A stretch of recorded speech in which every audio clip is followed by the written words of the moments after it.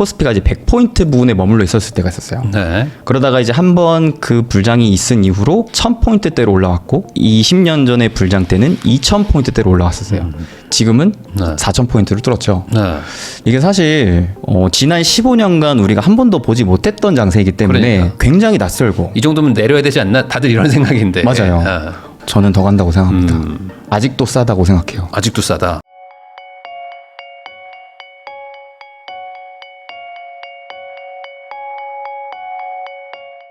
안녕하세요. 부익남TV의 부익남입니다. 오늘은 부자TV 수빈쌤으로 활동하고 계시죠. 이수빈 대표님 모시고 최근 주식시장에 대해서 이야기 한번 나눠보도록 하겠습니다. 대표님 안녕하세요. 반갑습니다. 네. 아유, 또 이게 요즘에 이렇게 그 주식 얘기를 안 할 수가 없는 게 워낙 또 요즘 뭐 막 불장이라고 막 하니까 거기다 뭐 삼성전자 막 10만 전도 넘어가고 요즘 뭐 4천도 뚫었잖아요. 그렇죠. 거기다 이제 더 간다고 하니까 예전에 5천 하면은 말도 안 돼 이랬는데 이제는 얼마 안 남았다. 아, 그렇죠. 이런 얘기가 나와가지고 지금의 어떤 상황이 어떤지 좀 한번 여쭤보려고 모셨습니다. 대표님이 이런 얘기를 하셨어요. 짧게 보면은 4년 만에 온 거고 길게 보면 20년 만에 온 기회다라고 얘기를 해주셨는데 이게 어떤 의미인지 좀 설명해 주시면 좋겠습니다. 우선은 저는 이제 최근 부동산 관련 전문가님들께서도 네. 이 국장에 대한 관심을 보여주시는 게 아, 너무 반갑습니다.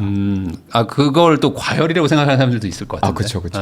네. 그래서 한편으로는 좀 우려가 되는 것도 있지만 한편으로는 진짜 진정한 기대가 되는 그런 감이 없지 않아 있는 것 같아요. 왜냐하면 우리 한국만 해도 전체 이 자산의 비중이 부동산이 좀 압도적이잖아요. 그렇죠. 그 자산의 비중이 이제 주식으로 좀 더 넘어온다면 앞으로 더 기댈 만한 장세가 오지 않을까 싶은데 우선은 제가 4년 만에 찾아온 기회다라고 했던 포인트는 단순합니다. 저는 이거를 거의 공식화해서 이야기를 하는데요. 네. 고물가 시대에서 금리를 인하하면 투자의 기회다. 증시도 상승을 한다. 라는 포인트로 제가 작년부터 관심 깊게 봤던 또 시장의 방향성이었습니다. 그래서 지금 글로벌리 다 금리 인하 기조로 접어들었는데 네.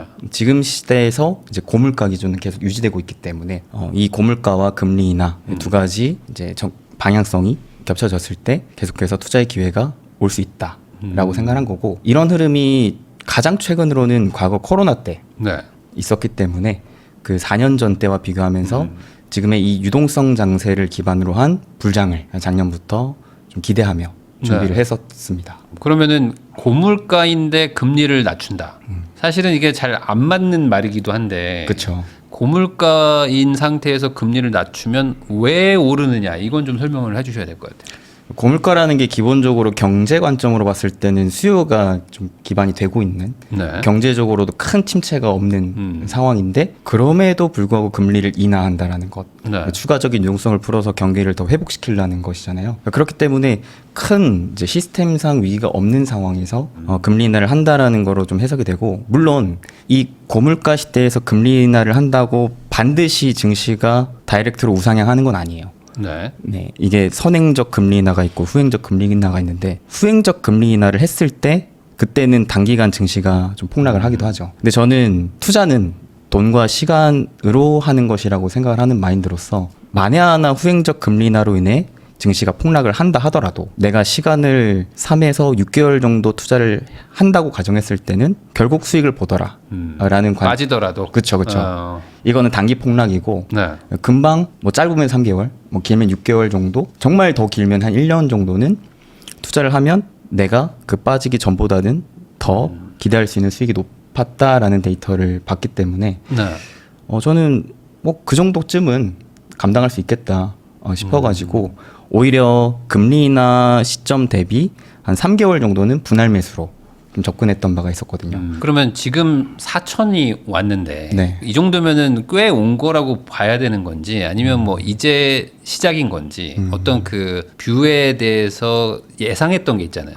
이 정도면 어느 정도 수준입니까? 일단은 제가 기대했던 것보다는 좀 빨리 오르긴 했어요. 네. 근데 제가 이제 4년 만에 온 기회와 20년 만에 온 기회를 좀 구분해서 설명을 해드리고 싶은데 4년 만에 온 기회에서 가장 제가 봤던 핵심 포인트는 고물가에서의 금리 인하. 네. 자, 그렇다면은 여전히 고물가 시대이고 여전히 금리 인하를 하고 있는가? 저는 이 방향이 중요하다고 생각하거든요. 자, 그랬을 때 지금 그 방향이 깨진 게 없다. 네. 물가가 금리 인하의 기조를 깨트릴 만큼 오르지 않았고 지금 미국은 9월부터 본격적으로 다시 금리 인하 기조로 접어들었기 때문에 그 방향이 깨지지 않은 상황에서 단순히 많이 올랐다고 여기서 끝날까라는 생각은 하고요. 네. 실제로 그 유동성 지표를 봤을 때에도 역사상 풀린 유동성 중에 가장 많은, 앞선 4년 전 코로나 때보다 더 많은 유동성이 네. 좀 나와 있는 상황이라 저는 이거는 한 번도 보지 못했던 장세로 이미 접어들었다라고 좀 보고 있고요. 네. 그다음에 이제 20년 만에 찾아온 부자들 기회라는 포인트에서는 어떤 걸 좀 주목했냐면, 요거 데이터를 한번 보시면 우리나라 코스피가 올 한 해 글로벌 증시랑 비교를 했을 때 압도적인 수익률을 이제 기록하고 있습니다. 56% 오른 거예요. 예, 지금 현재 시각으로 따지면은 한 60% 넘게 네. 올랐을 겁니다. 자, 이는 미국 증시랑만 비교를 해봐도 거의 3배 이상 오른 데이터이기 때문에 가히 압도적인 상승률을 보여주고 있다. 그래서 아마도 이거 뭐야? 네. 내가 알던 국장이 아닌데 불과 딱 1년 전 이맘때만 하더라도 국장 탈출 진흥순이다라는 얘기가 맞아요. 굉장히 유행처럼 돌았는데 1년이 지난 지금으로 보니까 국장만 한 게 없네. 라는 생각으로 완전히 지금 뒤집힌 상황인 거죠. 올해 초에만 샀으면 뭐 돈 그렇죠. 엄청 벌었죠. 네. 네. 그러면은 이 증시가 왜 이렇게 오르느냐라는 부분에서 저는 최근 기준으로는 크게 이 주식시장이 오른 이유는 딱 세 가지라고 봐요. 네. 첫 번째는 제가 아까 기대했던 이제 금리 인하에 따른 유동성 증가. 네. 두 번째는 정부의 주식시장 활성화 정책. 그다음에 세 번째는 이제 실적의 턴어라운드. 대표적으로 이제 반도체를 볼 수가 있겠는데 아무래도 국장 시총의 대부분을 차지하는 게 이제 반도체이기 때문에 이제 반도체 업황을 안 볼 수가 없겠는데 최근 하이닉스뿐만 아니라 삼성전자의 실적 또한 좋게 나오면서 본격적인 좀 불장이 시작되지 않았나라고 생각을 할 수가 있습니다. 그러면 저렇게 코스피가 유의미하게 다른 나라들보다 엄청나게 오른 거는 뭐 말씀하셨던 것처럼 전반적으로 글로벌 유동성도 풀렸는데 그거는 다른 데들 한 12% 오른 정도였고 그쵸. 나머지 한 20% 오른 거는 어찌 보면 이제 상법 개정이라든지 이런 네. 것들이 다 효과가 중첩됐다. 그것도 그렇고 작년에 워낙 안 좋아서. 패닉으로 많이 빠졌었다 보니까 그런 좀 반등 심리도 네. 크지 않았나라는 생각도 있습니다. 그러면 지금 사실 우리나라뿐만 아니라 다른 나라들도 다 많이 오른 거잖아요. 전반적으로. 그러면 여기서 끝은 아니다. 이게. 최소한 저는 아직까지는 그렇게 생각합니다. 네. 그러면은 지금 이렇게 많이 오르면 사실 또 가파르게 오른 만큼 또 가파르게 빠지고 이런 게 항상 좀 주식 시장에서도 보였던 패턴인데 네네. 이번엔 좀 다를까요? 이게 빠지는 정도가 어느 정도로 보시는지는 이제 개개인 차이가 있을 것 같은데 저는 이제 4년 전 때랑만 비교를 해봐도 아무리 강세장이라 한들 단기 한 5에서 10% 정도의 조정은 언제든 나올 수 있다라고 보고 있거든요. 네. 지금 이 순간도 충분히 나올 수 있다고 생각해요. 근데 과연 이 5% 10% 빠지는 거를 내가 하락장의 시작으로 볼 것인가 라는 부분은 좀 달리 생각하거든요. 네. 그래서 그 관점에서는 단순히 많이 올랐다고 이 시장을 뭐 탈출할 만큼 내가 뭐 현금화를 해야 되는가에 대해서는 저는 좀 의문이 있습니다. 왜냐하면 추가적으로 기대할 만한 포인트가 더 남아있기 때문에 저는 아직까지는 그래도 상방을 보고 있는 입장입니다. 네. 그러면 그게 어떤 건가요? 이제 본격적인 실적이 뭐 더 좋아진다거나 뭐 그런 걸까요? 실적도 실적인데요. 사실 한국 증시가 이 본격적인 강세장 내지 대세 상승장이 나왔었던 적이 역사상 그렇게 많지가 않습니다. 네. 보시면은 코스피의 한 50년간 역사에 있어서 대세 상승은 2번밖에 없었거든요. 저는 이제 이 세 번째, 한번 오는 건가 이제? 그렇죠. 대세 상승장에 좀 네. 시작되고 있는 상황이 아닌가. 예전에 한 8배, 뭐 한 4배 막 이렇게 올랐네요. 그렇죠, 그렇죠. 그래서 지금은 과연 몇 배가 오를까에 대한 이제 기대감이 있긴 한데요. 그래서 과거 코스피 역사상 대세 상승을 했었던 적과 지금의 시장의 공통점은 뭐가 있을까? 요거를 좀 구분해서 분석해 볼 필요가 있을 것 같습니다. 근데 저만 해도 사실 이때의 경험은 없거든요. 네. 저는 박스권 장세일 때를 계속 투자를 했었기 때문에 사실 저조차도 굉장히 생소합니다. 네. 근데 다만 분명히 분석을 해봤을 때 과거의 패턴들이 지금도 계속 맞아떨어지고 있다. 심지어는 과거에 없었던 흐름까지도 좀 포착이 되고 있다라는 것에서 충분히 더 기대할 수 있을 만한 포인트가 있을 것 같은데요. 자, 그러면 과거에는 한국 증시가 뭐 때문에 이렇게 대세 상승을 했는지 네. 봅시다. 결정 요인은 달러였습니다. 네. 사실 이게 미국 주식이랑 한국 주식이랑 좀 달라요. 미국 주식은 증시 상승을 거의 이익이 기반해서 끌어갔었습니다. 기업들이 돈을 얼마나 많이 잘 벌어? 네. 잘 벌면 많이 올라가고 못 벌면 좀 떨어지고 네. 이익을 중심으로 살펴볼 수가 있는데 한국은 아니에요. 한국은 아무리 기업들이 돈을 많이 벌어도 박스권에 갇혀 있었던 적이 최근 15년간 네. 있었거든요. 결국에는 그러면 한국 증시는 뭘로 움직여? 이 밸류에이션으로 움직였었습니다. 네.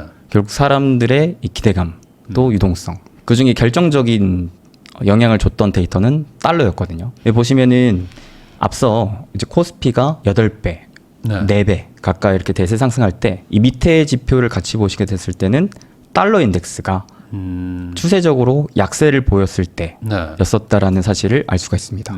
근데 최근에 그 달러 인덱스가 추세적으로 안 좋아지죠. 네. 네, 좀 약세를 슬슬 좀 보여주고 있는 모습이 나와주고 있거든요. 물론 과거 20년 전 또 과거 뭐 1980년대랑 비교해 봤을 때는 아직 본격적인 추세 하락은 나오고 있진 않은데 그래도 슬슬 그 조짐이 나와주고 있다라는 부분 좀 생각해 볼 수가 있겠고요. 그러면은 저 달러 약세라는 게 결국에는 예를 들어 뭐 미국장에 있던 돈들이 이제 이머징 마켓으로 나오면서 유의미하게 좀 이렇게 올렸다. 그쵸. 이렇게 해석을 하는 거죠. 네. 아무리 국내 요인 가지고는 안 된다. 그렇죠, 그렇죠. 그래서 코스피의 이제 밸류에이션의 재평가 이거를 이제 PBR 기준으로 보는데 네. PBR이 이제 평균치를 딱 놓고 봤을 때는 코스피가 역사적으로 한 저점 기준으로는 0.8배, 네. 한 고점 기준으로는 한 1.2배 정도의 네. 그 박스권 구간에 계속 머물러 있었어요. 근데 이제 유의미하게 야 얘네 좀 봐라, 얘네 좀 달리 볼 수 있을 것 같은데 라고 하면서 오르는 게. 네, 달러 유입이 국장으로 크게 유입이 됐던 포인트가 바로 그 달러의 추세적인 약세 시기였었다라는 것이죠. 네. 자, 그래서 제가 이 20년 만에 찾아온 기회 요인은 여기에서 좀 찾고 있습니다. 네. 실제로 여기 사이클을 좀 잘 보시면 가장 최근 코스피의 대세 상승이 나왔었던 시절이 지금으로부터 약 20년 전이에요. 네. 그리고 그때와 1980년대랑 또 비교를 해보면 한 20년 정도 차이가 납니다. 네. 그래서 20년 만에 그 한국 증시의 대세 상승 사이클이 이번에 또 도래하는 것인가? 라는 좀 기대감을 가질 수 있게 만들 수 있는 데이터이지 않을까 싶은데. 달러 약세까지도 있으니까. 그렇죠. 그럼 여기서 중요한 건 그거겠죠. 어차피 우리가 봐야 되는 건 투자의 방향성이기 때문에 한국 증시의 대세 상승은 결국 달러의 약세에 달려있구나. 네. 그렇다면 우리가 봐야 될 것은 달러가 계속 추세적으로 약세를 보여줄 것인가. 그거에 좀 주목해 봐야 될 것 같아요. 네. 저는 이제 가장 중요한 데이터로는 달러를 보지만 이 앞서 20년 전, 40년 전 때랑 또 공통적으로 볼 수 있을 만한 요인은 달러 외에도 이 3조 호황이라는 네. 키워드가 있습니다. 유가도 저유가, 달러도 저달러, 금리도 저금리. 저런 뭐 돈 풀리는 거죠, 뭐. 완전히 네. 풀리는 거죠. 그래서 이 세 가지의 요인이 다 겹쳐졌을 때 비로소 한국 증시가 불장을 보여주더라. 지금인 것 같은데. 그래서 이제 3조 현상 때 확실히 이 코스피 국장이 강세장을 보여줬었던 시절이 있었는데요. 이 역사를 보더라도 확실히 자릿수를 변화시켜 놓는 것도 확인이 됐었습니다. 앞전 이제 1980년대만 하더라도 코스피가 이제 100포인트 부분에 머물러 있었을 때가 있었어요. 네. 그러다가 이제 한번 그 불장이 있은 이후로 1000포인트대로 올라왔고 그 다음에 20년 전에 불장 때는 2000포인트대로 올라왔었어요. 지금은 네. 4000포인트를 뚫었죠. 네. 자, 여기에서 이제 더 얼마나 갈 수 있을지 그것도 생각해 볼 수 있겠는데 그러면 이제 중요한 거 이 저달러 저유가 저금리 기조가 계속 유지될 것이느냐는 체크를 해야겠죠. 네. 자, 첫 번째 유가를 봤을 때 장기적으로 저유가 기조가 유지될 가능성이 좀 높다고 생각합니다. 아무래도 단순하게 원유의 수요와 공급에 대한 데이터만 봤을 때 수요는 지속적으로 감소할 전망이 나와주고 있거든요. 왜냐하면 그래도 글로벌리 신재생 에너지로 대체되는 수요가 네. 점점 늘어나고 있기 때문이라고 생각할 수가 있겠고 반대로 이제 생산에 대해서는 오히려 계속 늘어나고 있는 특히나 미국의 트럼프 대통령 집권 이후에 이 또 드릴 베이비들이 네. 그렇죠? 계속 뽑아내라 라는 방향성으로 가면서 실제 트럼프 취임 이후로 유가가 60불까지 내려온 상황이거든요. 그래서 특별히 유가의 기조가 바뀌지 않는다면 저유가 기조를 트럼프도 원하는 상황에서 장기화가 되지 않을까라는 생각을 좀 갖고 있고 그 다음에 이제 금리를 놓고 봤을 때 이번 9월부터 미국이 본격적인 이제 네. 금리 인하를 시작을 하고 내년 내후년까지도 금리 인하 기조가 지속될 전망이 잡혀 있는 상황에서 사실 유럽과 한국 또 중국 같은 경우에는 기준금리 인하가 계속 지속이 되어 왔었잖아요. 그런 다음에 이제 미국이 다시금 금리 인하를 본격적으로 시작하는 상황인데 전 세계에서 가장 많은 돈이 있는 게 이제 미국이기 때문에 저는 이 추가적인 미국의 금리 인하를 더 기대해 볼 만하지 않을까. 또한 이제 유럽, 한국 같은 경우에도 금리 인하에 대한 기조가 좀 일단락이 되는 상황이긴 하지만 이게 갑자기 금리 인상으로 바뀌는 건 아니고 네. 유지되는 상황이 지속되지 않을까라고 생각을 하면서 결국 유동성은 풀리겠구나. 라는 방향성을 보고 있습니다. 마지막으로는 결국 달러, 이 놈을 봐야 되는데 이 달러 약세는 60년간 총 3차례 발생을 했었거든요. 근데 이제 많은 분들께서 이 달러를 또 고민하고 계실 거예요. 왜냐하면 최근에 달러가 단기적으로는 반등하고 있거든요. 네. 지금 한 1430 정도 또 단기 반등을 하는 상황이고 보시게 되면은 2020년부터 쭉 큰 흐름상 봤을 때는 여전히 그렇죠. 환율 데이터로만 봤을 때는 올라가고 있죠. 그렇죠. 올라가고 있기 때문에. 그러니까 실제로 저한테도 이런 질문 많이 하세요. 환율이 이렇게 오르는데 국장이 어떻게 오르느냐. 이런 논리를 많이 얘기하시거든요. 그러니까 저도 이 환율은 그만 올라갔으면 좋겠는데 네. 요게 좀 더 추세적으로 1350원을 뚫고 내려가는 상황이 나와야 네. 제가 또 기대하는 추가적인 대세 상승이 나올 수 있을 것인데 라고는 보고 있거든요. 근데 한편으로는 좀 역으로 생각해 봤을 때 이런 것도 생각해 볼 수 있을 것 같아요. 달러가 반등을 하는데 이 환율이 반등을 하는데 왜 국장이 이렇게 불타오르지? 실제로 최근에 외국인들의 매수세가 이 환율의 반등 가운데에도 계속 나와주고 있거든요. 최근 6개월간 외국인들이 무려 20조 원 넘게 순매수세를 하고 있는데 그럼 이 외국인들은 뭐 때문에 네. 환율이 반등함에도 사느냐. 그 지점은 사실 작년에도 이런 데이터가 좀 포착이 됐었습니다. 가장 중요한 건 국장의 밸류업이라고 봐요. 이게 작년에도 코리아 이제 디스카운트를 해소하고자 하는 정부의 정책적인 움직임이 나와줬었고 올해에는 이제 상법 개정으로 그게 좀 더 강화되고 있는 상황 속에서 실제로 외국인들은 거기에 지금 흥분하고 있거든요. 왜냐하면 실제 일본이 그 밸류업 정책을 펼치면서 증시가 또 폭발적으로 올랐기 때문에. 그러니까 돈 벌 기회다라는 게 명확하게 외국인들한테 보인다는 거죠. 그렇죠. 돈은 있는데 얘네가 기존에는 되게 알짜배기 기업들이 많은데 이 주주와는 이런 것들도 잘 안 하고 해서 내가 이제 투자를 잘 안 했었고 그만큼 많이 싸져 있었는데 얘네가 그걸 좀 바꾸려고 하는 이런 움직임을 실제로 기업들도 보여주고 정부도 더 적극적으로 보여주니까 점점점 그에 대한 신뢰를 가지게 되면서 들어오고 있다는 것이죠. 네. 그래서 저는 기대를 하고 있는 게 환율이 반등을 하는데도 외국인들이 그에 대한 기대감으로 한국 증시를 사고 있는데 만약에 여기에서 환율이 추세적으로 하락을 한다면 외국인들은 얼마나 더 돈다발을 싸들고 들어올까 그런 생각을 좀 가지게 되었습니다. 네, 그러니까 이제 시작이지 여기서 끝이 아니다. 그쵸. 오히려 그리고 만약에 오더라도 단기 조정 정도이지 그게 하락 추세 전환되기에는 여러 지표가 오히려 지금 큰 장이 한번 열릴 수도 있는데 네. 오히려 좀 잘못 판단하면은 안 된다. 네. 이렇게 좀 정리할 수 있겠네요. 네, 결국에는 지금 시장에서 이제 이 시장이 끝이 아니라 더 대세 상승으로 가는 포인트는 저는 이제 달러 약세로 보고 있고 그 달러 약세가 실제 과거 20년 전에도 한국 증시의 대세 상승을 이끌었고 실제 이제 데이터를 봤을 때에도 달러 약세의 결과는 신흥국에서 텐베거 자산의 탄생으로 만들어줬었던 이 데이터들이 여러 차례 있었거든요. 그래서 이번에도 이 신흥국 특히나 이 한국 증시에 충분히 또 추가적인 상승을 기대할 수 있을 만한 요인이 남아있지 않나. 그러니까 이 한 2배 정도 번 걸로 지금 네. 만족하지 마라. 네네. 이런 얘기일 수도 있겠네요. 어찌 보면. 이게 사실 지난 15년간 우리가 한 번도 보지 못했던 장세이기 때문에 그러니까. 굉장히 낯설고 이 정도면 내려야 되지 않나? 다들 이런 생각인데. 맞아요. 이쯤 하면 되지 않았나? 야, 너 원래 이런 애 아니었잖아.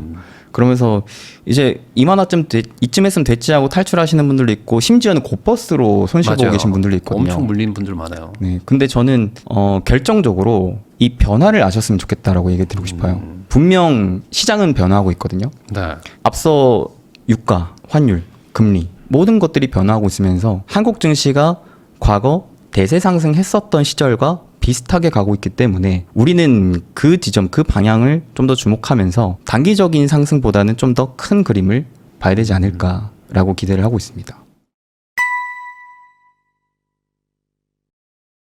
부자TV 이수빈 대표님하고 이야기 나누고 있는데요. 그러면은 결국에 이제 큰 장세는 앞으로 좀 대세 상승이 열릴 만한 요건을 다 갖추고 있다. 특히 이제 달러 인덱스가 약화되는 게 과거에도 2-3번 있었는데 그때마다 뭐 정말 뭐 2배, 5배, 10배씩 올랐다. 그러면은 이럴 때 투자를 할 건데 뭘 해야 되냐. 이제 그렇죠. 여기서 이제 문제가 생기는 거잖아요. 네네. 어쨌든 지금 우리나라 현재 주도주는 반도체라고 봐도 뭐 과언이 아니겠죠. 그렇죠. 그러면 이 반도체부터 한번 좀 짚고 넘어간다면 한 2배 올랐는데 더 가나요? 반도체? 저는 더 간다고 생각합니다. 아직도 싸다고 생각해요. 아직도 싸다. 네. 이거 불안한데. 이게 되게 위험한 발언일 수도 있거든요. 근데 저도 실제로 제 채널에서 많이 얘기하는데 네. 반도체 아직 싸다고 얘기를 하는데 네. 아직도 많은 욕을 먹고 있습니다. 왜 싸다고 하는지 근거를 알려주시면 좋겠어요. 그 근거를 이제 하나씩 말씀드릴게요. 우선은 최근 기준으로 한국 증시가 강한 큰 이유를 제가 3가지 포인트로 말씀드렸죠. 네. 하나는 유동성. 그다음에 2번째는 정부의 정책. 마지막 3번째, 결국 한국 증시의 가장 큰 축인 반도체가 좋다. 그럼 이 반도체가 어떻게 좋냐? 자, 우리나라 반도체 하면 대표 주자 2 기업 있죠. 삼성전자, 하이닉스. 그 삼성전자, 하이닉스의 최근 순이익 추정치가 급격히 치솟고 있습니다. 네. 실제로 최근 3분기 실적 발표에서도 서프라이즈가 2개 한 번도 나왔거든요. 자, 그러면은 이 기업들이 왜 이렇게 실적을 갑자기 잘 벌고 있고 그 이익 추정치 계속 상향되고 있느냐? 심플합니다. 이 2 기업의 반도체 중에서도 가장 큰 비중을 차지하는 건 메모리 반도체. 네. 대표적으로 디램 낸드가 있죠. 자, 이 디램 낸드가 이 기업들 입장에서는 최대한 많이 팔리면 돈을 버는 것이고 또 최대한 비싸게 팔면 돈을 많이 버는 것인데 지금 그 2가지가 다 나오고 있다. 첫째, 가격입니다. 자, 디램 낸드 가격의 추이를 보시면 유난히 단기간 치솟고 있는 그래프가 보이시죠? 이게 디램입니다. 네. 자, 디램이 최근 들어서 가격이 급증하고 있어요. 실제로 외국인들이 최근에 환율이 반등함에 또 한국 증시를 계속 매수하고 있다고 말씀드렸는데 그 순매수의 거의 80~90% 가까운 자금이 반도체로 쏠리고 있어요. 외국인들은 그러면 반도체 왜 이렇게 환장을 하느냐? 자, 보시면 반도체를 제외한 나머지 섹터는 사실 외국인들이 그렇게 흥미를 못 느끼고 있어요. 근데 반도체만큼은 9월부터 엄청나게 관심을 많이 보여주고 있거든요. 네. 그러니까 그때 시점에 뭐가 이 반도체 영업이익 전망이 치솟고 있더라. 이게 첫 번째는 가격이 있었다라는 거죠. 이 디램은 가장 성능이 좋은 디램 DDR5, 그 다음 그 밑단인 DDR4 이렇게 좀 구분해서 볼 수 있는데 DDR5는 사실 작년에도 그랬고 올해도 차근차근 계속 가격은 상승하고 있었습니다. 네.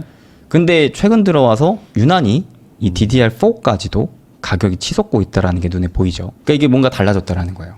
기존에는 성능이 좋은 반도체 위주로 수요가 나와서 가격이 올랐는데 최근에는 그 밑단의 반도체까지도 수요가 나오면서 가격이 오르고 있더라. 이게 무엇이 변화한 거냐? 그 변화의 가장 핵심은 AI의 발전이었습니다. AI가 점점 이제 에이전트 시대가 오거든요. 네. 그러니까 추론을 많이 하게 되면서 이 반도체가 기존에는 학습에 필요한 반도체 위주로 필요했기 때문에 고성능의 반도체. 그래서 대표적으로 HBM, DDR5 이런 수요가 많았는데 최근에는 이제 범용 반도체까지도 그 반도체의 수요가 확장이 된 거죠. 그러다 보니까 이 기존의 범용 반도체는 크게 수요가 안 나왔던 상황에서 범용 반도체까지 수요가 나오니 전체적인 이 디램의 가격이 수요에 따라 치솟고 있고 또 반대로 공급단을 보호하니까 어떤 특징이 있었냐면은 재고 물량이 쭉 줄어듭니다. 쌓여 있는 물량이 계속 나가고 있는 상황에서 추가적인 공급 물량은 내년 말까지도 정체될 전망이 잡혀 있는 거예요. 그러니까 공급이 정체되어 있는 상황에서 수요가 자꾸 늘어나니까 이거는 가격이 치솟을 수밖에 없는 상황이 만들어졌고 그렇다면 이 흐름이 단기간 깨질 것인가 라는 것들을 또 방향성에 따라서 생각을 해봐야 되는데 AI에 대해서 그 흐름을 쉽게 예상하기가 어렵다라는 거죠. 그러면 지금 이게 단가가 자체가 거의 뭐 한 1.5배 올라가 버린 거잖아요. 1.5, 2배 가까이 뭐 올랐으니까. 그쵸. 그 오른 부분은 거의 대부분 순이익으로 반영되는 거 아닌가요? 그렇죠. 그래서 하이닉스만 보더라도 불과 4년 전 때의 그 영업 이익률은 15%대에서 많아봤자 30%대 이 상황이었거든요. 최근에 하이닉스의 영업 이익률은 적게는 45%, 많게는 50% 가까이도 기대를 하고 있는 상황입니다. 네. 그때보다 거의 2배, 3배 가까운 마진을 남기고 있다는 것이죠. 심지어 영업이익의 규모 자체도 사상 최고의 영업이익 규모를 계속 경신하고 올라가고 있는 상황이기 때문에 반도체가 벌어들이는 이익이 지금 급이 달라지고 있는 상황입니다. 그러면 결국에 이렇게 과거 그러니까 뭐 HBM 이게 아니라 예전에 쓰던 뭐 약간 뭐 전통의 반도체들도 네. 지금 단가가 올라가고 있다면 삼성전자가 상대적으로 유리한 건가요? 기존에 소외됐지만 지금은 다시 주목을 받고 있다 정도로 해석이 될 것 같아요. 네. 왜냐면은 이게 최첨단 반도체를 범용 반도체를 쓴다고 해서 안 쓰는 건 아니거든요. 네. 가장 성능이 좋은 반도체, 특히나 HBM 이쪽에 대한 수요가 이미 꽉 차 있는 상황에서 다수의 기업들, 국가들이 범용 반도체까지 수요가 확장된 거기 때문에 하이닉스의 최근 실적 발표에서도 뭐가 나왔냐면은 내년 HBM의 주문량이 이미 다 찼다. 네. 그러니까 여기는 이미 게임이 끝났어요. 뭐 하고 싶어도 할 수가 없어. 네. 네. 다 만들 거니까 어차피 그러니까요. 그걸로. 네. 공급 이미 다 차 있고 네. 당장에 공격적으로 늘릴 생각도 없고 그러니까 완전히 갑의 위치에 있는 거죠. 갑의 위치에 있는 입장에서 내년에 생산 물량 이미 다 비싼 가격으로 팔 전망이 나와 있는 상황에 여기에 이제 기존에 소외되어 있던 범용 반도체가 회복이 되고 있으니 그래서 삼성전자가 최근에 작년까지 내내 소외를 받다가 고개를 좀 들어 올렸습니다. 근데 이게 삼성전자가 최근에 고개를 들었다고 해서 올해 기준 하이닉스보다 많이 올랐냐? 그건 또 아니에요. 네. 하이닉스가 아직까지 삼성전자보다 2배 이상 올랐습니다. 그러니까 그 말은 반도체에 있어서 아직은 대장은 하이닉스다. 네. 다만 AI를 기반으로 한 반도체 수요가 너무나 지금 말도 안 되게 확장되고 있기 때문에 삼성전자에게도 드디어 기회가 왔다. 이런 생각으로 좀 보시는 게 낫지 않을까 싶어요. 그러면 삼성전자는 사실상 지금 뭐 상법 개정, 아까 말씀하신 밸류업 이런 것들도 있고 거기다 실적도 좋아지고 그다음에 원래 전통의 그 범용 반도체 단가까지 높아지면 네. 좋은 일만 있는 거잖아요. 근데 그거에 비해서는 안 올랐다라고 해석해도 되는 건가요? 지금 그래도 어쨌든 단기적으로 한 2배 가까이 올랐는데 네. 이것도 부족하다, 더 가야 된다. 이렇게 보면은 뭐 15만 원, 20만 원 뭐 이런 걸 전망을 해야 되는 건지 아니면 이 정도면 우선 단기적으로는 어느 정도 좀 온 것 같다. 이 그 방금 전망했던 게 좀 반영이 되긴 됐다. 어떻게 봐야 될까요, 이걸? 근데 저는 솔직히 말해서 개인적으로는 삼성전자보다 하이닉스를 좀 선호하는 입장이에요. 차라리. 네. 네. 그 이유는 혹시 뭘까요? 그 이유는 일단 삼성전자의 메인은 아직까지는 범용 반도체인데 이 부분에 있어서는 아직 제 입장에서는 탄탄한 수요가 확실하게 보였다라고는 좀 물음표가 있는 것 같아요. 잠깐 튀고 다시 또 가라앉을 수도 있으니까. 네. 왜냐하면 앞서서 말씀드렸지만 하이닉스는 이미 HBM 물량을 내년까지 다 네. 네, 확보한 입장이고 그 다음에 이 메모리 반도체의 판도도 바뀌고 있거든요. 그러니까 기존에는 뭐냐면 이 소품종 대량 생산이었어요. 네. DDR1, 2, 3, 4, 5 정해져 있는 이 모델 규격 하에 누가 더 많이 만들어서 싸게 파느냐 요 싸움이었는데 이게 주문형 반도체로 흐름이 바뀌었거든요. 그러다 보니까 고객사들마다 원하는 그런 규격이 다 달라요. 그래서 이거를 맞추기 위해서라도 물량을 많이 늘리기가 제한적이에요. 그런 와중에 주문형으로 들어오기 때문에 이게 아무래도 공급과 수요의 원리에 의해서 좀 안정적인 매출 구조가 성장 기반에 나올 수가 있고 네. 마진도 많이 남길 수가 있고 그래서 저는 그러니까 반도체 같은 경우에 사실 이 부분은 되게 제 입장에서 조심스러운 얘기긴 한데 저는 개인적으로 확신을 갖고 있거든요. 뭐냐면 이제는 반도체를 평가하는 기준이 달라져야 된다. 라고 생각을 하고 있어요. 기존의 반도체는 경기 민감주였습니다. 네. 사이클을 탔어요. 경기가 좋으면은 반도체 수요가 늘어나서 돈 많이 벌고 경기가 좀 꺾일 때쯤에는 또 다시 또 반도체가 완전히 팔리고. 그냥 무너지고 네. 그래서 사실 계속 왔다 갔다 이 상승 하락 사이클을 타면서 갔고 실제 이익도 흑자가 막 났다가 반도체가 그때 당시 제일 많이 들었던 게 피크아웃 네. 하면서 순식간에 막 적자 가고 그러다 보니까 이 투자자 입장에서 반도체를 바라봤을 때 돈을 많이 버는 시기가 굉장히 괜히 고점 시기라고 볼 수 있을 만한 이제 떨어지는 거 아닌가? 실제로 반도체 투자하는 그 이론이 뭐가 있었냐면은 최악인 상황에서 사고 최고인 상황에서 그렇죠. 팔아라. 그런 얘기 많이 했죠. 네. 네. 근데 이제는 좀 달라진다고 봐요. 왜냐면은 하이닉스의 연간 이익 데이터인데 보면 하이닉스도 확실히 이 4년 전 때만 생각을 해봐도 이익이 증가하다가 고점을 찍고 다시 떨어지고 적자 이러면서 이제 사이클을 탔단 말이죠. 네네. 그랬는데 작년부터 뭔가 달라졌어요. 작년에 이익의 회복 수준이 규모가 달라졌고 네. 올해 그 흐름의 바통을 이어받으면서 내년에 추가적인 성장이 또 전망이 되고 있어요. 근데 이게 꺾일 거냐? 네. 전망치로는 꺾이지 않는다. 더 추가 상승한다. 자, 근데 그게 이익의 규모만 그렇느냐? 아니에요. 영업이익률 또한 그러합니다. 자, 영업이익률도 과거에는 제가 말씀드렸다시피 한 15%에서 한 28% 정도. 근데 작년에는 35%, 올해 45%, 내년에 53%. 마진을 남기는 수준이 달라진 거죠. 네.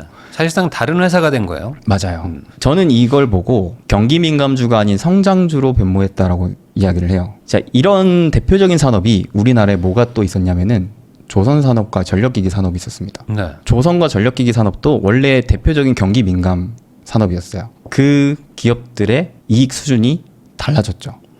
조선 불과 2, 3년 전까지만 해도 막 이슈에 슈퍼사이클이다 슈퍼사이클이다 해도 사람들 안 믿었거든요. 맞아요. 저러다 말겠지. 내가 한두 번 당하냐.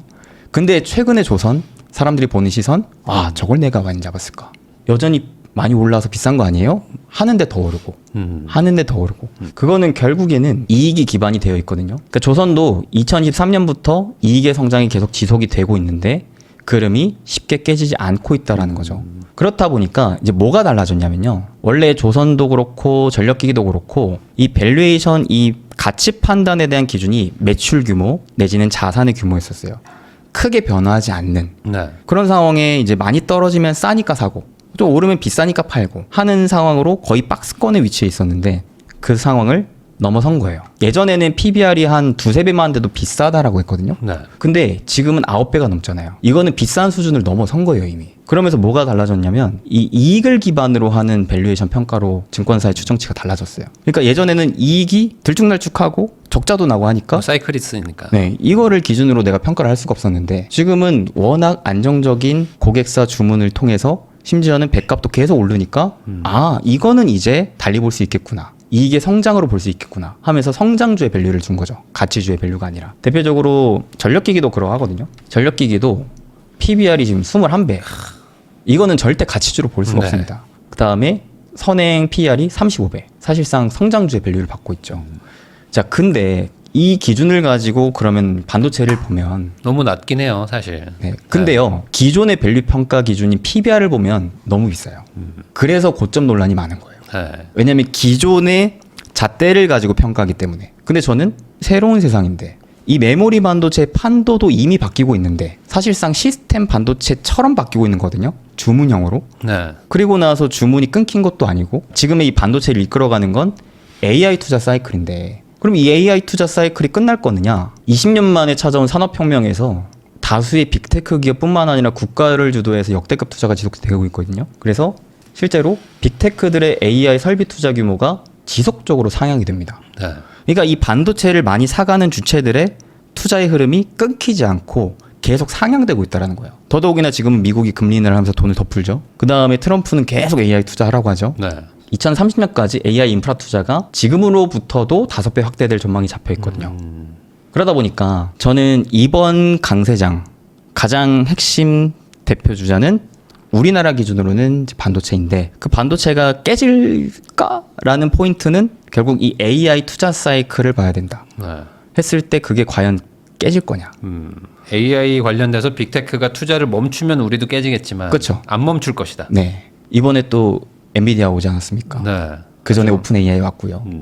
계속 한국한테 손 벌리고 있습니다. 그래서 저는 이 빅테크 기업들의 캐펙스 투자 규모가 계속 상향되는 가운데 이게 단순히 많이 올랐다고 해서 버블이느냐 깨질 것이느냐 라고 보기에는 이 변화와 방향을 보시면서 좀 더 크게 보시면 좋지 않을까라고 생각을 하고 있습니다. 어찌 보면은 이 반도체 조선, 방산, 원전 같은 그런 차트가 나올 수 있을 것이다. 네. 쫙 올라가는. 이게 차트도 말씀하셨으니까 잠깐 보여드리면 이게 사실 차트가 제일 직관적이잖아요. 네. 현대중공업 같은 경우에도 어떤 특징이 있었냐면요. 그 실적을 대중이 믿기 전까지는 네. 계속 여기 박스권에 갇혀 있었습니다. 네. 이때가 언제까지였냐면 2024년 상반기 때까지였어요. 네. 그런데 실적은 이미 2023년부터 흑자가 나왔거든요. 그러니까 이 흐름이 나왔다고 해서 안 믿은 거죠. 에이, 저거 어차피 다시 또 적자야. 네, 저러다 말겠지. 저러다 꺾이겠지. 네. 근데 그게 양치기 소년처럼 3-4번 이상 되고 나서부터는 사람들이 불신해서 이제 신뢰로 바뀌고 네. 거기서 이제 광기로 바뀌고 하는 변화가 점점 나와주지 않았나 하면서 그때부터는 조선주의 차트 또한 아예 달라졌죠. 네. 박스권에 갇힌 게 아니라 지속적인 상승 추세에 올라타면서 작년에가 100% 넘게 네. 올해에도 100% 넘게 2년 연속 100% 넘게 상승하고 있어요. 그다음에 전력기기만 또 봐도 전력기기 또한 사실 과거에는 보이지도 않았어요.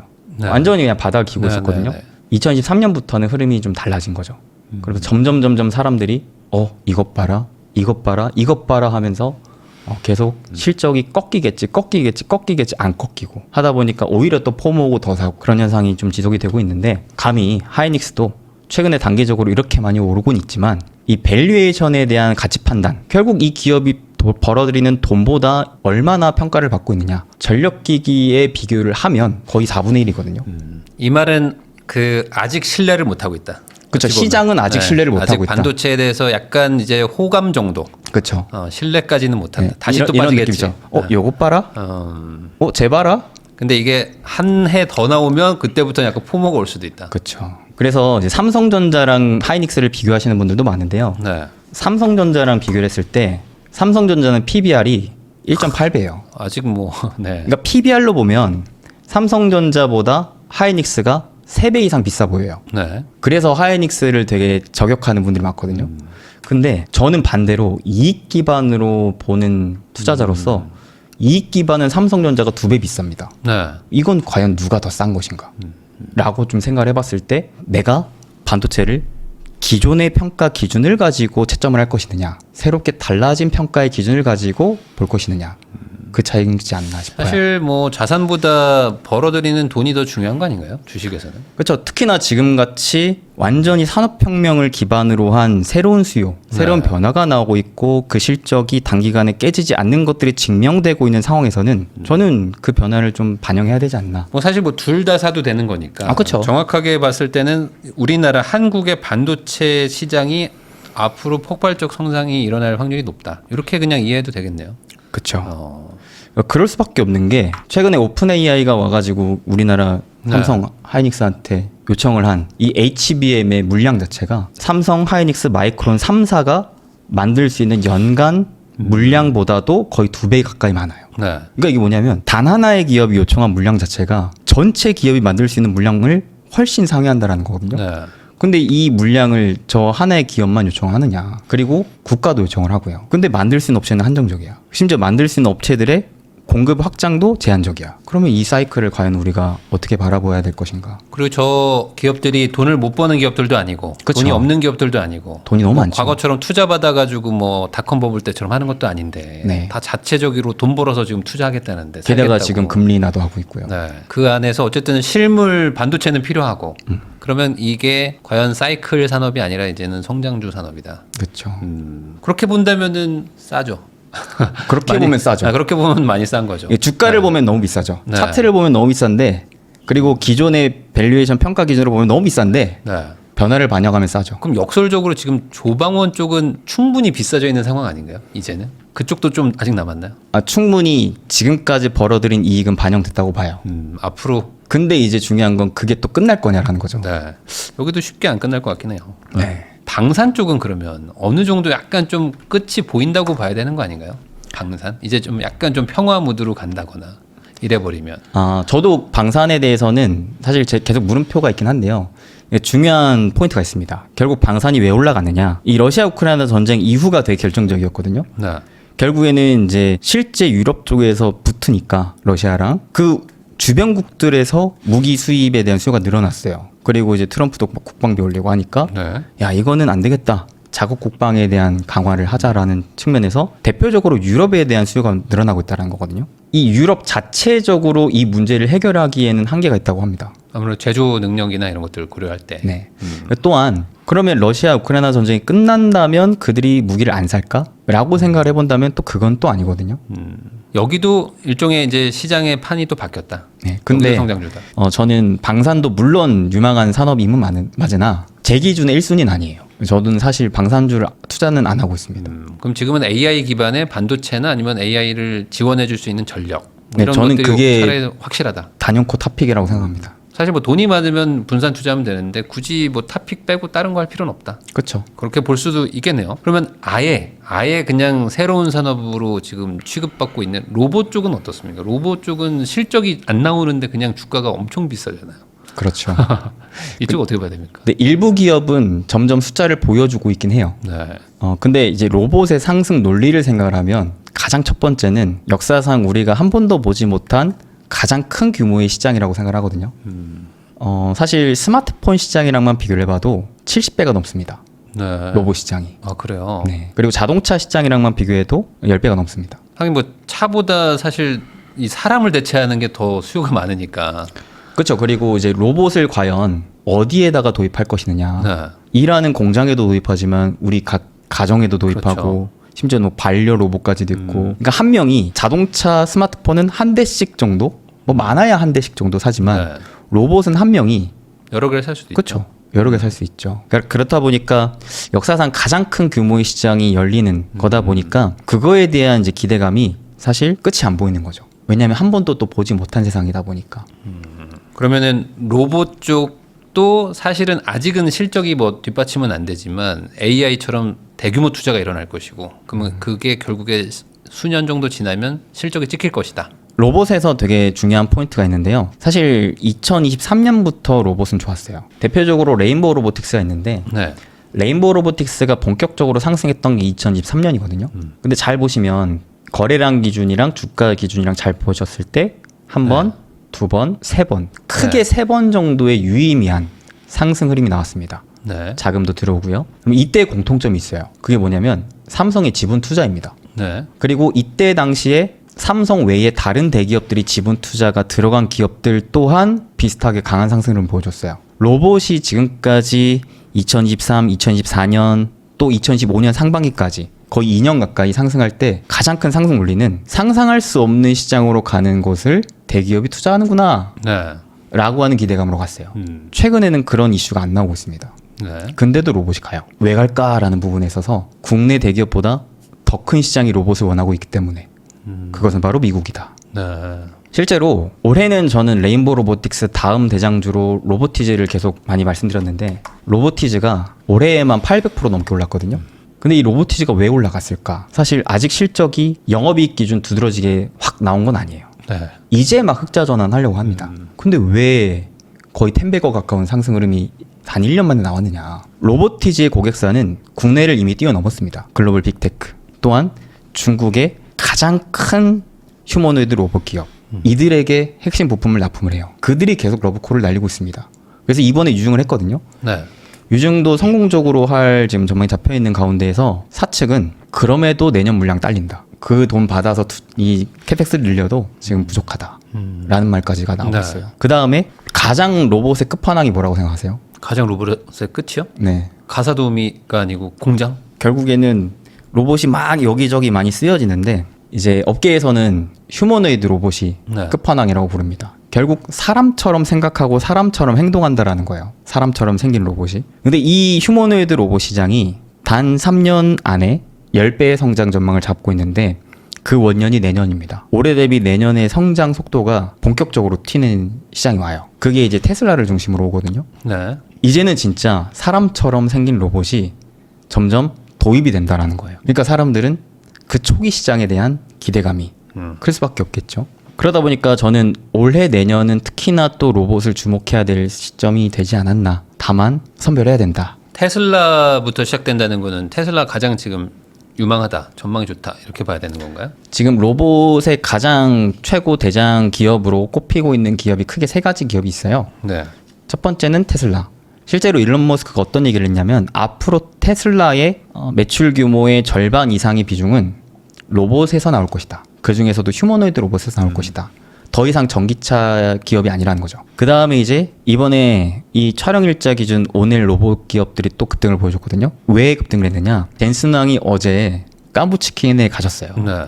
그것 때문에 로봇이 올라요? 삼성과 현대차 그룹의 회장을 왜 만나지? 뭔가 있구나. 그냥 현대차가 왜 왔지? 이거에 대한 의문들이 있었단 그죠? 말이죠. 반도체가 필요하면 삼성, SK를 불러야 되는데 네. 현대차가 왜 있지? 그래서 막 취재를 하는데 젠슨왕이 이런 말을 합니다. 깜짝 놀랄 발표가 있을 것이다. 네.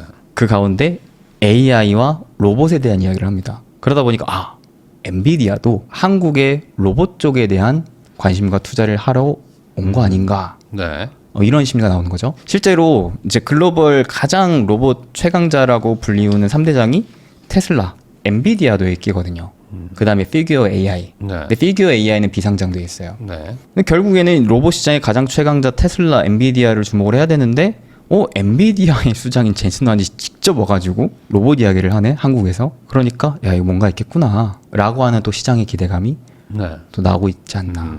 그 보스턴 다이내믹스일까요? 현대차가? 그렇죠. 현대차 그룹과 같이 가는 건 이제 보스턴 다이내믹스인데 보스턴 다이내믹스는 이제 상장이 안 되어 있기 때문에 현대차도 사실 AI가 없지만 테슬라가 할 수 있는 거에서 제조 부분은 똑같이 할 수 있잖아요. 로봇을 만든다거나 그쵸. 하는 것들은 자동차 기반이니까. 네. 그래서 이제 제가 보는 로봇은 어떤 관점이냐면 미국은 AI라고 하는 사실상 소프트웨어의 최강자다. 근데 미국은 상대적으로 하드웨어 제조 역량이 딸린다. 네. 결국 로봇은 특히나 휴머노이드 로봇은 하드웨어와 소프트웨어의 가장 고도화된 기술의 집약체인데 네. 소프트웨어는 미국이 제일 잘하지만 하드웨어는 못하니 누군가의 도움이 필요하다. 근데 이 제조 기반에 가장 잘하는 국가는 중국인데 중국한테 손을 잡아서 우리 같이 로봇 만들래? 할 수는 없으니 네. 대안이 누가 있을까 하고 보니까 대표적으로는 로봇 관점에서는 일본과 한국이라는 거죠. 그중에 우리나라 대기업들은 지금까지 제조 기반으로 돈을 벌었잖아요. 사실 우리나라 대기업 중에 로봇 투자 안 하는 기업 눈 씻고 찾아봐도 없거든요. 그러니까 뭐냐면 우리나라 대기업들은 생존이 걸린 문제예요. 로봇이 제조 기반을 다시 살리기 위해서라도. 네. 그래서 이 하드웨어를 계속 막 자체적으로 부품도 막 만들고 막 로봇 만들고 이러고 있는데 우리나라에 부족한 부분은 소프트웨어. 그러다 보니까 엔비디아가 또 잘 할 수 있는. 서로 이게 맞다. 그쵸. 서로 코드가 맞기 야, 때문에. 우리 플랫폼 써. 대신에 너네 하드웨어. 이렇게 좀 손을 잡으려고 하는 시너지 효과를 기대할 수 있는 게 아닌가. 그럼 여기서 현대차도 테슬라처럼 우린 더 이상 이제 자동차 기업이 아니다. 우리는 이제 휴머노이드 제조 기업이다라고 선언을 할 수도 있는 거 아닙니까? 저는 이게 공표는 안 했을 뿐이지 이미 잠재적으로 그런 발걸음을 가고 있다라고 봐요. 그래서 가장 흡사하니까. 그쵸. 자동차랑 로봇은. 맞아요. 네. 실제로 제가 로봇 기업 탐방도 많이 갔는데 그 자동차 기반 제조업에 계셨던 분들이 많이 종사하고 계셔요. 그렇겠죠. 많이 닮아 있다고 네, 합니다. 네, 뭐. 실제로 그 로봇에 들어가는 핵심 부품들이 자동차 부품을 만들던 회사가 만드는 경우도 많아요. 그러니까 자동차의 다음 스텝이 지금 로봇인 거죠. 그런 의미로 보면은 한국도 충분히 로봇 분야에 경쟁력이 있다. 그렇죠. 근데 물론 중국과 비교하면 많이 부족합니다. 그렇지만 이거는 어쨌든 미중 분쟁도 있고 맞습니다. 결국엔 어떤 정치적인 그런 분쟁이 있다 보니까 한국이 반사 이익을 받을 것이다. 그쵸. 이렇게 정리할 수 있겠네요. 네. 이수빈 대표님하고 이야기 나누고 있는데요. 그러면 결국에 이 지금 섹터도 이렇게 좀 골라주시긴 했지만 사실 일반적인 사람들이 이런 어떤 개별 종목에 투자한다는 게 쉬운 일은 아니거든요. 물론 투자해서 뭐 5배, 10배 벌면 좋은데 저게 그냥 벌리지는 않잖아요. 그렇죠. 올라가다 또 쭉 빠지고 또 몇십 프로 손해 보고도 더 버티고 뭐 갖은 일들을 겪어야 되는데 그러다 보니까 현실적으로 요즘에는 그냥 지수 투자해라 이런 내용들도 많고 솔직히 뭐 ETF만 몇 개 사서 모으면 뭐 노후 대비 다 된다 이런 내용들도 많습니다. 어쨌든 지금 실제 투자를 하고 계시니까 네. 이 지수 투자라는 거에 대해서 좀 어떤 견해를 갖고 있는지 좀 궁금합니다. 나쁘진 않지만 최선은 아니다라고 보고 있어요. 그 이유가 뭘까요? 사실 이 영상을 보고 계신 분들조차 결국에는 더 시장을 초과 기대하는 수익을 원하기 네. 때문에라고 생각을 해요. 근데 그게 쉽지 않잖아요. 쉽지 않죠. 네. 쉽지 않은데 요거를 말씀드리면 좋겠네요. 자, 저는 이 강세장이야말로 우리가 주도주를 잡아야 하는 시장이라고 생각합니다. 그 이유는 크게 두 가지가 있어요. 첫째, 주도주는 시장의 상승률을 훨씬 초과하는 수익을 가져다 줍니다. 네. 즉 상승장에서의 수익을 극대화 만들 수 있어요. 둘째, 주도주는 상승장에서만 탄생합니다. 자, 제가 이제 준비한 자료 잠깐 보시면 1990년대부터 한국 코스피 시장의 증시 상승 흐름과 네. 그 가운데에서의 주도주 상승 흐름을 한눈에 볼 수 있는 코스피 장세에서의 각 시대별 주도주들의 흐름을 나타낸 자료거든요. 보시게 되면 이 초록색 그래프가 코스피 지수 차트예요. 그리고 그 가운데 이제 검정색 그래프로 올라오고 위에 종목명이 달려 있는 게 그때 당시에 가장 핵심 주도주의 상승 흐름이었습니다. 어마어마하네요. 그렇죠? 이 보시면 시장의 상승 흐름을 훨씬 초과하거든요. 네. 이걸 안 잡을 이유가 있을까라고 생각하는 거죠. 첫 번째. 두 번째. 자, 어떤 특징이 있냐면요. 자, 각각의 공통점을 좀 따져봤을 때 주도주들이 언제 나오느냐? 시장이 상승할 때예요. 네. 시장이 하락할 땐 나오지 않습니다. 왜냐하면 주도주의 정의 자체가 뭐냐면 시장의 상승을 이끄는 주식이거든요. 네. 그 전제 조건이 시장의 상승에 있어요. 그렇기 때문에 시장이 상승하지 않을 때는 주도주가 없습니다. 네. 근데 지금은 시장이 역사적 초강세장이죠.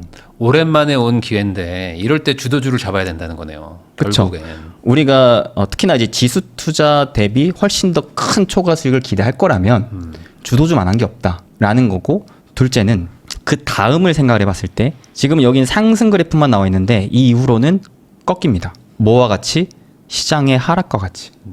즉 뭐냐? 주도주의 상승이 끝나고 하락으로 변할 때 시장도 같이 빠진다. 생각해 보시면은 시장을 A가 이끌어가요. 근데 A가 더 이상 상승하지 못하고 깨진대요. 그러면 이 손을 놓아버릴 수밖에 없겠죠. 그러면 시장은 그때부터 줄줄 새는 거예요. 이끌어가던 주체가 사라져 버리니까. 그러니까 투자에 있어서 사실 가장 중요한 건 전 매도라고 생각하거든요. 뭐 이 회사에 평생 주주가 되고 싶어갖고 막 평생 사모기 위해 투자하는 사람들은 거의 없을 것 같습니다. 결국엔 내가 돈을 벌기 위해서인데 돈을 벌기 위해서는 결국 최종 매도를 해서 확정 수익을 챙겨야 되거든요. 특히나 지금 시장에서 많은 분들이 고민하고 있는 고민거리는 너무 많이 오른 거 아니야? 괜히 내가 샀다가 빠지는 거 아니야? 라는 고민이 있으실 텐데 그 고민거리를 주도주가 해결해 줄 수가 있어요. 주도주 올라타서 상승장에서 수익 극대화하고 그 다음에 주도주 깨지면 어차피 시장 빠질 거니 같이 빠져나올 수 있다. 근데 이게요, 사람은 아무래도 내가 보는 관점이 모든 걸 다 볼 수 없잖아요. 그래서 주로 사람은 내 입장에서 생각할 수밖에 없거든요. 시장은 중요하지 않아. 내가 투자한 종목 올랐어? 이걸 자꾸 보고 있어요. 네. 내가 투자한 종목 오늘 호가 어떻게 됐지? 오늘 등락률 어떻게 됐지? 내 계좌 어떻게 됐지? 에라이 하고 닫아. 그렇다라는 건 뭐냐면 시선이 너무 코 앞만 내 눈앞만 보고 있는 건데 이 종목은 주도주가 아닐지라도 시장이 빠지면 어차피 깨져요. 근데 내 것만 보고 있으면 시장이 깨지는지 안 깨지는지 못 봤단 말이에요. 근데 주도주를 잡고 있으면 어차피 얘가 곧 시장이기 때문에 얘가 깨지면 팔고 나와야지 그게 곧 시장이 하락할 때 팔고 나오는 것과 동일하게 가져갈 수가 있다는 거죠. 오히려 상승장 때는 이 올라가는 말에 타고 있어야지만 확실히 전쟁의 이 시야가 보인다는 거네요. 그렇죠. 제가 그래서 말을 하는 게 특히나 상승장에서는 수익을 극대화하고 손실을 최소화하기 위해서라도 주도주에 올라타야 된다라는 말을 합니다. 네. 그럼 지금의 주도주는 어쨌든 반도체인데 앞으로의 주도주도 반도체일까요? 지금 시장의 유동성이 제가 아까 역사상 최고라고 했죠. 네. 근데 이 흐름이 단기간 깨지지 않을 가능성이 높죠. 그러면은 뭐냐면 그 수많은 돈이 또 어딘가에 들어간다라는 거거든요. 네. 그래서 저는 지금 주도주의 확산기라고 봅니다. 이미 올해부터 시작이 됐는데 되게 재밌는 거 하나 보여드릴게요. 자, 이거는 코스피 차트인데요. 네. 우리가 한번 크게 보자고요. 부동산 투자도 좀 최소한 3년 이상 아, 그렇죠. 보죠. 요즘에 한 4년 봅니다. 4년 네. 보나요? 저도 주식 투자할 때 거의 4년 봅니다. 그러니까 사이클 기준으로는. 네. 한국 주식도 대부분의 사이클이 4년 정도로 돌아요. 봄, 여름, 가을, 겨울로 따지면. 그래서 저는 차트를 볼 때도 주로 한 3년에서 5년 정도 세팅해 놓고 보는 걸 좋아하는데 자, 코스피의 차트를 5년 주기를 놓고 보면 어떤 특징이 있느냐. 크게 봤을 때 이와 같은 하락장을 2021, 2022년 약 2년 동안 맞이합니다. 이때가 금리 인상기였죠. 자, 그러다가 언제부터 2023년 초부터 그 하락의 추세의 방향을 깹니다. 그러면서 어떻게 되느냐? 점점 저점을 들어 올리면서 조금씩 그렇게 드라마틱하진 않지만 이 상승 국면을 약 2년간 만들어주고 있었어요. 빠질만 하면 여기서 받아주고 여기서 받아주고 그 계엄령이 터지고 트럼프의 막 관세 이슈 터질 때도 여기만큼은 깨지 않았어요. 근데 그랬던 시장이 올해부터 힘이 강해집니다. 2년 동안의 상승 흐름을 차분하게 걸어가고 있던 시장이 이때부터 달리기 시작했다라는 거예요. 그 달릴 수 있었던 가장 큰 요인은 제가 봤을 때는 미국을 중심으로 한 금리 인하 기대감, 정부의 정책, 또 반도체의 실적, 턴 이 세 가지라고 보는데 자, 중요한 거 제가 주도주는 결국 상승을 이끄는 주식이라고 했잖아요. 그 말인즉슨 이 상승의 시작 지점이었던 2023년부터 이 시장을 2023, 2024, 2025년 3년 동안 끌어오고 있던 핵심 주도주가 있었다라는 말이에요. 그게 바로 AI입니다. 네. 이 흐름은 미국도 마찬가지예요. S&P 500 차트인데요.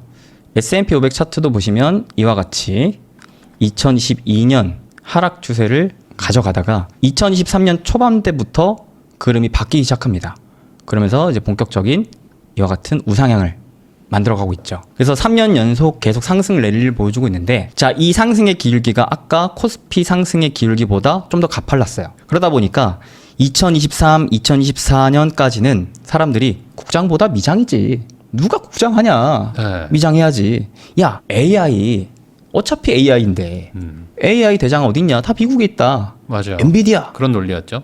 이런 식으로 다 미장으로 가셨단 말이죠. 근데 미장은 아직 그 기울기가 그대로 남아있는 상황에서 국장이 달라진 거예요. 결국 올라간 거는 한 3년 보면 똑같아요. 네. 자, 그랬을 때 첫 번째 어떤 포인트를 생각해 볼 수 있냐면 어차피 이 시장은 누가 AI가 이끌고 있다. 그렇다라는 거는 반대로 AI 깨지면 이 시장 깨진다라는 거거든요. 네.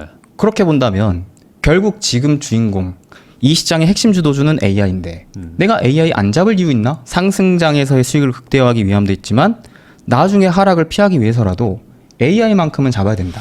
이런 얘기일까요? 코스피 5천 간다는 걸 믿는다면 어차피 코스피에서 한 절반 정도가 SK 하이닉스랑 삼성전자인데 그 두 개 사면 되는 거 아니야? 라고 생각하는 거랑 같은 걸까요? 어찌 보면. 뭐 비슷하면서도 살짝 다를 수 있는 게 네. 그거는 반도체가 여전히 시장을 이끌 때인 거고 근데 지금은 맞죠 그 논리가. 네. 근데 그러니까 주도주는 시장마다 계속 바뀌거든요. 그럼 이 AI 주도주가 깨지지가 않을 거기 때문에 굳이 다른 거를 살 필요는 없다. 어찌 보면. 그렇죠.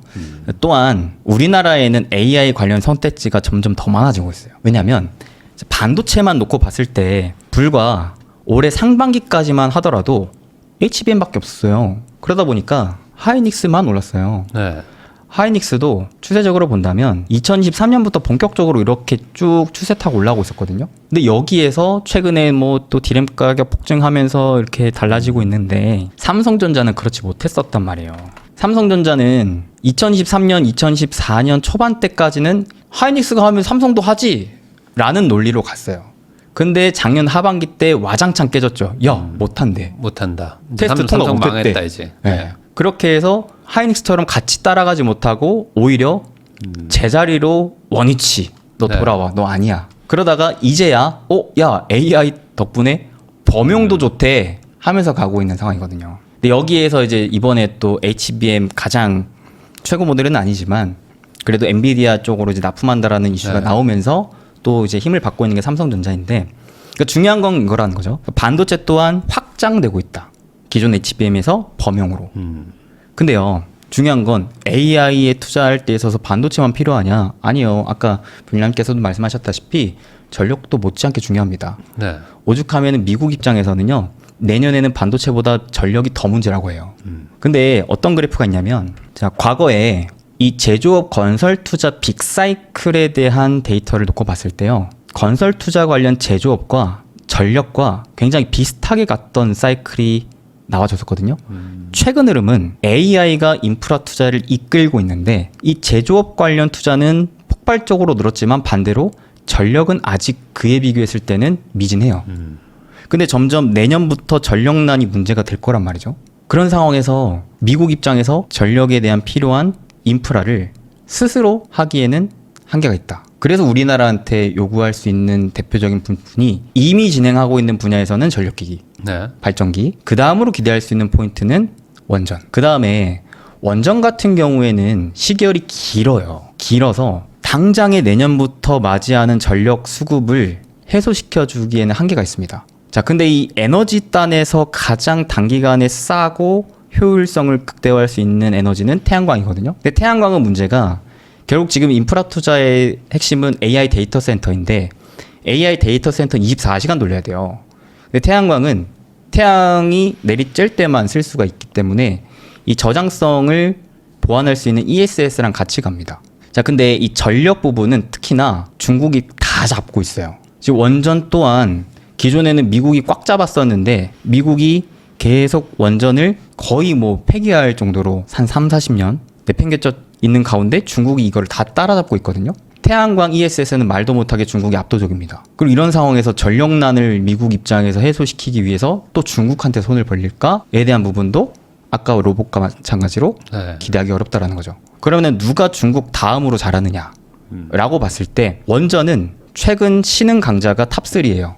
중국, 러시아, 한국. 한국도 중국, 러시아 못지않게 값싸고 납기를 잘 맞추면서 잘 제조합니다. 그래서 실제 이제 최근에 현대건설도 미국 쪽으로 또 막 계약도 맺고 하고 있거든요. 그 다음에 이 태양광 ESS 부분에서도 마찬가지. 특히나 ESS 쪽은 이 배터리인데 배터리 중국 다음으로 또 한국이란 말이에요. 계속 두 국가가 경쟁을 하고 있는 부분이 아니라 최근에 2차 전지가 또 바닥에서 오르잖아요. 네. 그 논리가 ESS거든요. 내가 반도체 좀 부담스러운데? 라고 생각하시면 오히려 전력 쪽 보셔도 무난하지 않을까. 사실 결국에는 핵심 키워드는 AI잖아요. 맞습니다. 그러니까 AI를 뒷받침할 수 있는 서포터들이 지금 다 같이 올라가는 거잖아요. 그쵸. 그럼 결국에 그런 것들에 뭐 분산 투자를 하는 것도 괜찮겠네요. 그쵸. 굳이 어떤 지수 투자를 하기보다는. 그래서 요즘엔 ETF가 또 잘 돼 있잖아요. 네. ETF 중에서 AI 인프라라는 단어가 들어가 있는 ETF가 되게 많아요. 네.